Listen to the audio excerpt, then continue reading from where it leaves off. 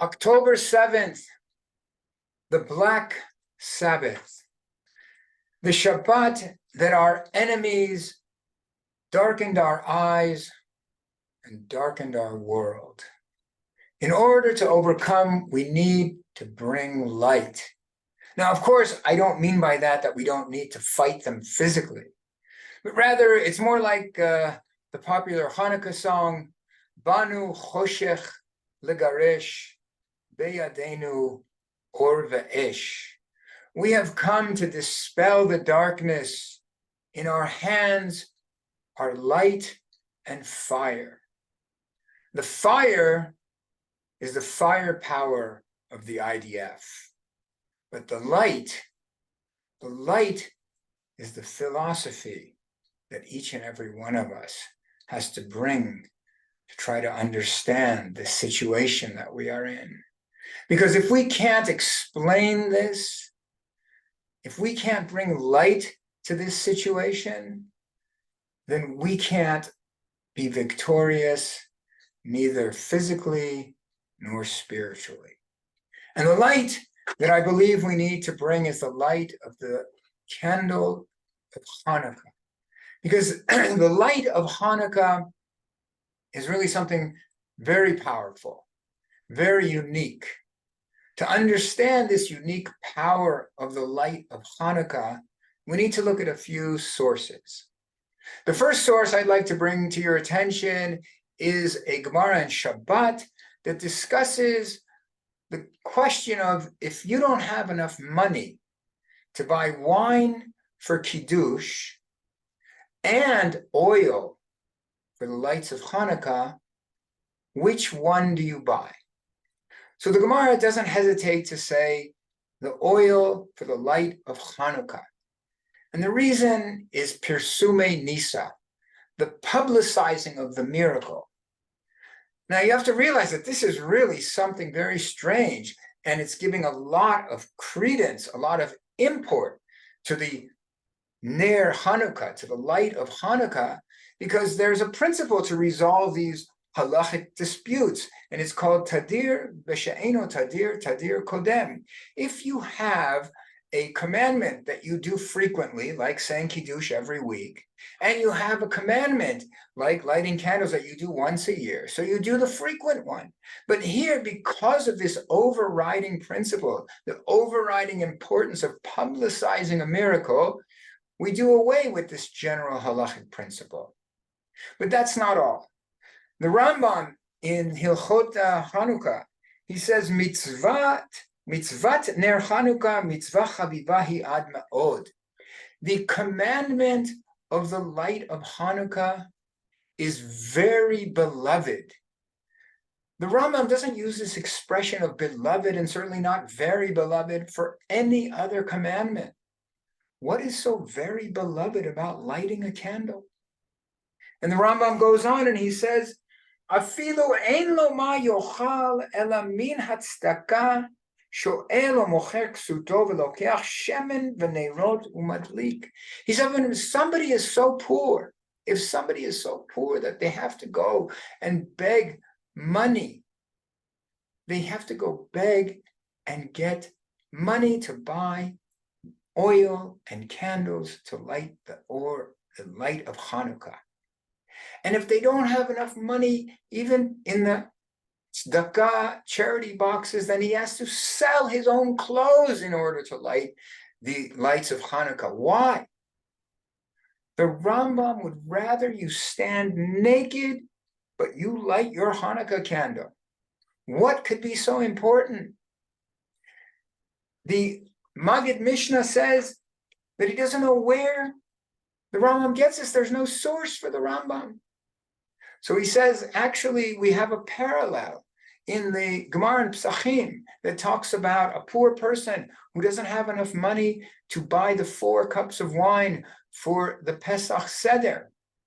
And there the Gemara says that if somebody doesn't have money for that, he too should go and get money from the charity, the communal charity. Now that's something very amazing, because there's another principle that says that you should not become a burden to the community and ask for charity. But here, the 4 cups are so important that the Gemara allows you to do that. And the Rashbam on this Gemara says, and if the community doesn't have enough tzedakah, doesn't have enough charity, then you should sell your clothes in order to do the 4 cups. And the Gemara says, what's the reason? Persume Nisa, in order to publicize the miracle. That's how important this idea is. And so the Maggid Mishnah says this is really the source for the Rambam. It must be, because there's a parallel here. And he says, if you should do that for publicizing the miracle of the 4 cups, so kol shekain, all the more so, you should do that and sell your clothes in order to fulfill the publicizing of the miracle of the candles of Hannuka. But then the Lechem Mishnah says, wait a minute, what's this kol shekain? What is this all the more so with Hanukah?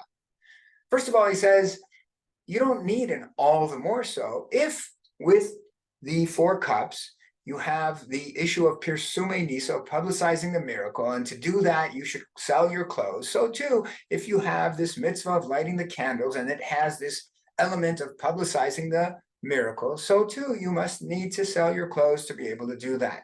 It's parallel. What's the kol shekain?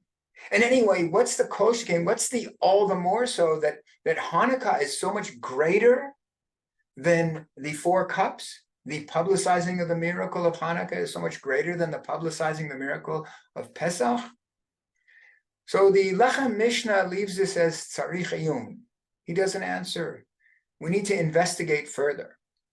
So let's do that investigation now. Let's start with Kiddush. So what exactly is Kiddush about? Well, if you read the Kiddush that we say on Friday night, you see clearly it's about extolling the idea that there's a creator who created the world from nothing, and that he has a purpose for the world. He created the world for a reason, and he chose the Jewish people to promote that purpose, as it says there, and he chose us. And then it goes on further, and it says that this whole Kiddush is a commemoration of the Exodus from Egypt. And so there we have the idea not only of a creator who created the world from nothing, we have the idea of a God who is involved in this world, who puts his hand in history, who saves the Jewish people. And so we have basically the fundamentals of faith: a God who created the world from nothing, a God who is involved in history, a God who chose the people to promote his purpose in this world. What we don't have with the Kiddush is the publicizing of these miracles of creation and of the Exodus. We have sort of like an internalization. It's a self-publication that we make it known to ourselves and to our families, but there's no Persume Nisa per se with saying Kiddush. And that's a bit different from the 4 cups on Pesach. So what really are the 4 cups on Pesach about? Well, the Gemara in the Jerusalem Talmud tells us exactly. It says, Minayin la'arba kosot, keneged arba geulot, v'hotzeti, v'hitzalti, v'ga'alti, v'lakachti. It says that the 4 cups that we drink on Pesach are parallel, are representations, are demonstrations of the 4 languages that the Torah uses, that God saved the people from Egypt.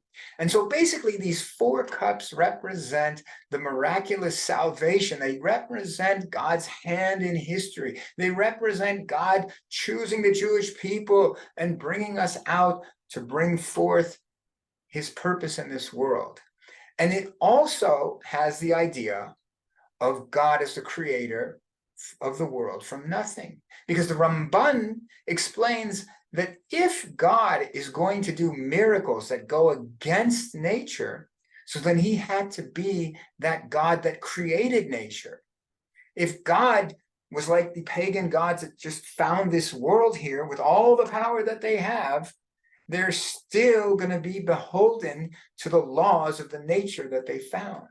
So if God is making miracles that defy nature, God is the one who also created that nature. And so we have the same fundamental principles that we had in the Kiddush. God is creator, God is providential, and the people of Israel that are here to promote his purpose, his goal. Now, what's really different between the Kiddush and the Four Cups is the Pirsume Nisa, the publicizing of the miracle, because now it's not just about publicizing it to myself and to my family, it's about publicizing it to the nation. When we have our Leil HaSeder, we get together in chavurot, chavura, where we get together with lots of families in order to be able to eat the entire Korban Pesach. And so the Pirsume Nisa, the publicizing of this miracle is on the national level. And that brings us to the Hanukkah candles. So what really are the Hanukkah candles about? If we read the prayer, Hanerot Halalu, we read, Hanerot Halalu, Anu Madlikin, Ala Nisim, Va'ala Tishuot, Va'ala Niflaot. These candles that we light are about the miracles and the salvations and the wonders that happened at this time.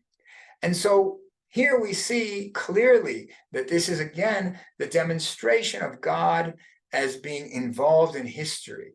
And it's a demonstration of God being involved and helping the Jewish people to promote the goals of creation. But people are often confused by the fact that we're really demonstrating our great thanks for this little oil that was supposed to be for one day and it lasted for 8 days. Of course, that was definitely a miracle, but the Maharal says that miracle was really just instrumental, made by God, so that you would realize all the miracles and wonders and salvations that he did for you on the battlefield. The real celebration of Hanukkah is about God being involved in the war, God being involved in our lives. And the Maharal says he made the miracle of the 8 candles because no one could deny that, whereas people unfortunately deny God's hand in our everyday lives, and especially on the battlefield. Everybody thinks it's because of their planes and their guns and their tanks, and definitely without planes and guns and tanks, there would be no victory. It's definitely because of our holy soldiers that are fighting a physical battle, but it's through them that God performs miracles for us.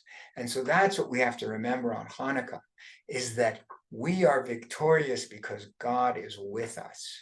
And so that's what Hanukkah is about. That's what the light is about. It's about God performing miracles. It's about God's hand in history. And as we said, if it's about miracles, it's about God as the creator from the world from nothing. But now these 3 things parallel those 3 things in the Kiddush and the 4 cups. Of course, there's a big difference between the miracles that were done in the Exodus, in which the Jews basically were completely passive and God split the sea, God brought the plagues, God saved the people. On Hanukkah, it's about the people fighting for their beliefs and fighting for their right to live and fighting for God's purpose to be brought to fruition. And it's about God helping us and putting the wicked in the hands of the righteous and giving us victory. And so that's one big difference. But the other really big difference is in the Pirsume Nisa, in the publicization of the miracle.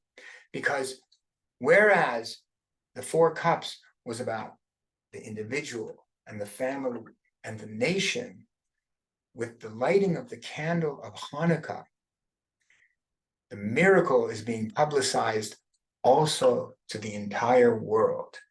There's a big machloket hilchatit. There's a lot of people that argue, is publicizing the miracle to the people or to the nations? But many follow Rashi's explanation on the Gemara that talks about lighting your candles until the end of the time when people are in the shuk, and those people are non-Jews. And so many poskim, the Chatam Sofer, Rav Soloveitchik, and so forth, say that the publicizing of the miracle of Hanukkah is to the whole world. And that's really the greatness. That's the kol shekain. That's the all the more so is the publicizing of the miracle of Hanukkah greater than the publicizing of the miracle of the 4 cups, because we are taking our light to the world. We are to be a light unto the nation.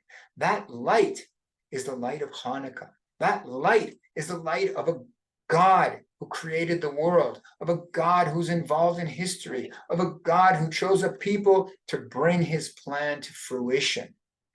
And that is why we are celebrating this day. Each and every candle in each and every window that we light are kind of like all these flags that we see around Israel on every corner that motivate us, and the signs with them that say, Yachad nenatzeach, together we will be victorious.